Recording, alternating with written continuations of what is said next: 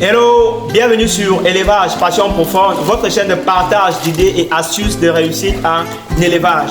Je suis Zéphirin Romain, technicien en élevage des monos et polygastriques. Et c'est un plaisir pour moi de vous retrouver dans cette nouvelle vidéo où nous allons aujourd'hui discuter sur l'usage des produits pharmaceutiques et sur le danger lié à la mauvaise usage des produits pharmaceutiques.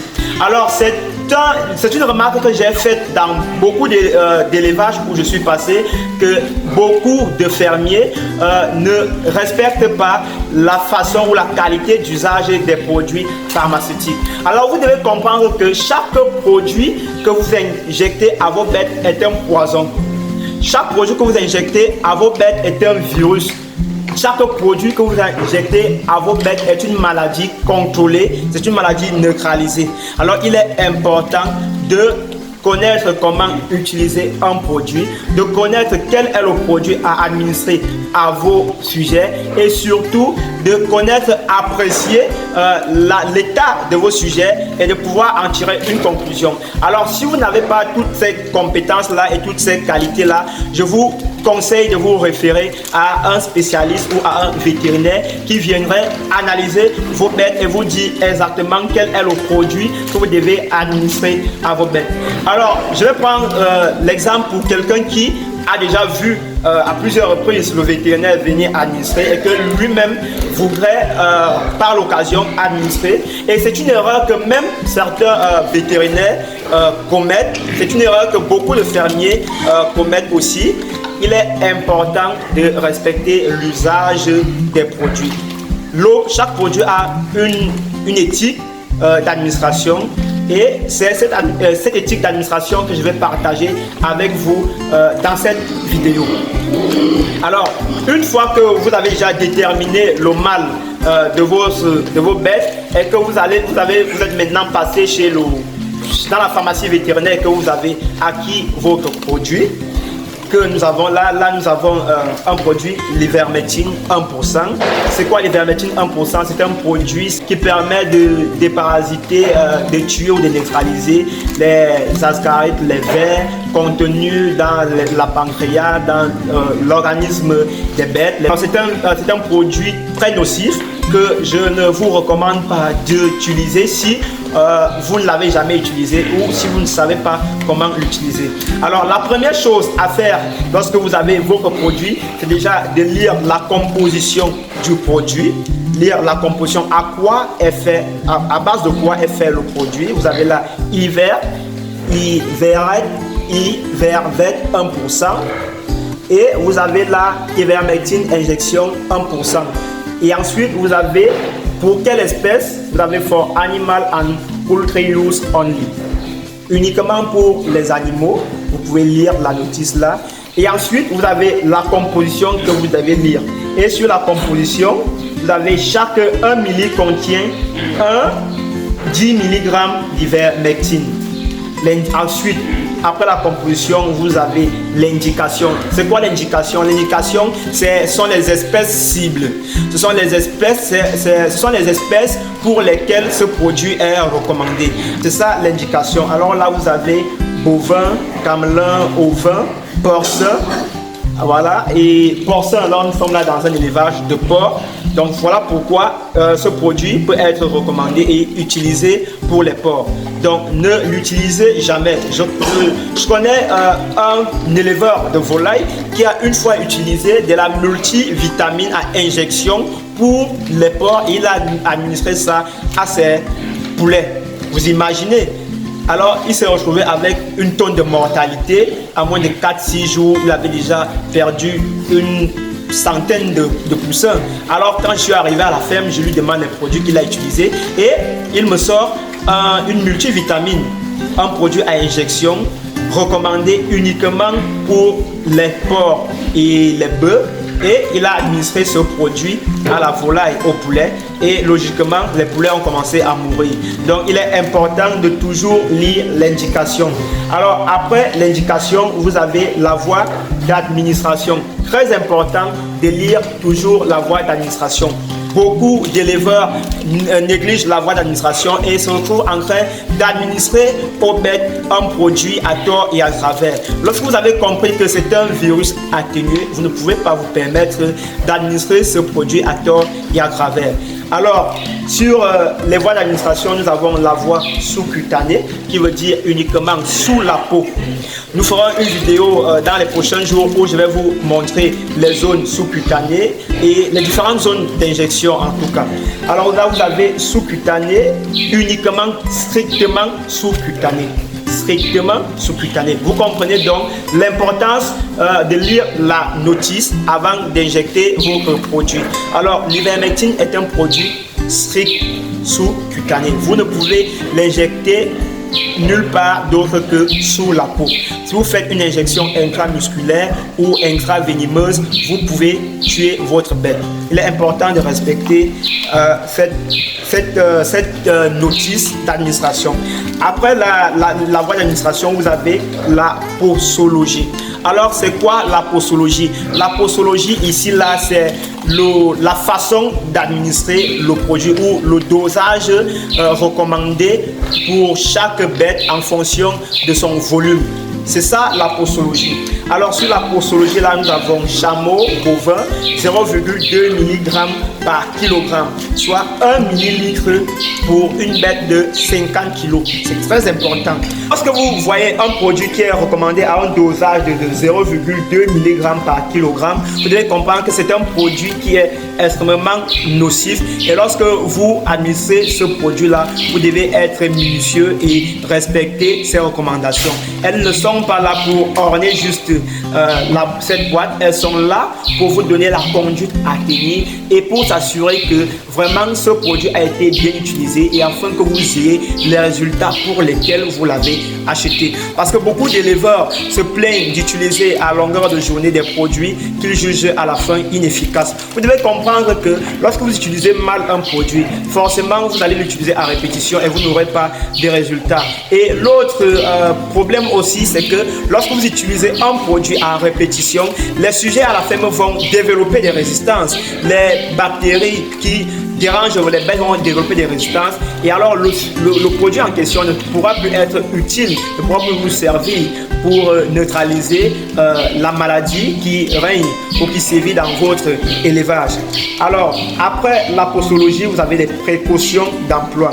Ne pas dépasser 10 ml par point d'injection, ne pas injecter par voie intraveineuse ou intramusculaire, interdit chez les vaches, les brebis en lactation. Et ensuite vous avez les modes de conservation, conserver à l'abri de la lumière. Et autre chose très important, c'est le délai d'attente. Beaucoup d'éleveurs ne respectent généralement pas les délais d'attente et ils doivent comprendre qu'ils mettent beaucoup de personnes en danger. Le délai d'attente, c'est quoi? Le délai d'attente, c'est la période durant laquelle le produit va s'évaporer dans l'organisme de la bête. Alors, beaucoup d'éleveurs, directement après avoir administré même des produits à leurs bêtes, sont capables de sortir ces bêtes et de les amener sur le marché. C'est vraiment pas intelligent d'agir comme ça en tant qu'éleveur sérieux. Alors le délai d'attente là pour l'ivermectine, il est pour les bovins et porcins de 28 jours et pour les ovins de 21 jours. Ça veut dire qu'une fois que vous avez injecté ce produit disparaîtra totalement sur les porcs après 28 jours. C'est-à-dire que pendant les 28 jours, cette bête ne doit pas sortir pour le marché. Ces bêtes ne sont pas consommables. Alors, une fois que vous avez fini avec la notice et que vous avez votre produit, l'autre erreur que beaucoup d'éleveurs commettent généralement, c'est sur l'administration du produit. Aujourd'hui, vous devez comprendre ce conseil. Vous êtes souvent celui qui tue vos porcs.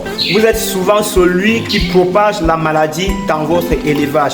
Et je vais vous expliquer pourquoi vous êtes celui qui propage la maladie dans votre élevage. Alors, on n'est jamais, moi par habitude, je prends toujours... je développe l'habitude de toujours lire la notice parce que vous avez une seconde notice même à l'intérieur du produit. Souvent, vous avez certaines informations qui ne sont pas à l'extérieur, mais qui peuvent se retrouver dans la notice interne. Donc c'est important, développez l'habitude de lire la notice et de connaître le produit que vous administrez à vos bêtes, de connaître quels sont les effets nocifs et de connaître quels sont les dosages à administrer à vos bêtes. Alors une fois que vous avez terminé avec la notice et que vous avez déjà votre produit en main, alors là, il est toujours important de bien remuer le produit avant de le sortir. Une fois que le produit a été bien administré, vous ouvrez votre produit.